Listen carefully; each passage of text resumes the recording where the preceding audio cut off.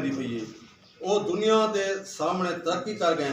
साडे मुल्क सिंध खैबर पख्तूनख्वा मादरी ज़बान तालीम दी वेंदी पई है। बाकी सूबे मादरी ज़बान तालीम नहीं दी वेंदी जो वांझ। असां कॾहिं टोणी ताज बरतानिया की नौ आबादी बनते रसूँ। ख्वाजा फरीद सईं रहमतुल्लाह अलैह ने फरमाया हा, अपना मुल्क आप वसातूं पट अंग्रेजी थाने। 100 साल पहले उन्होंने रियासत बहावलपुर के नवाब सादिक अब्बासी को फरमाया कि अपना मौक़िफ़ बेहतर समझा सकते हैं जड़ा जो अपनी माँ बोली जड़ा शख्स फितरी ते रवानी च बोल सकते बई ज़बान वो नहीं बोल सकता।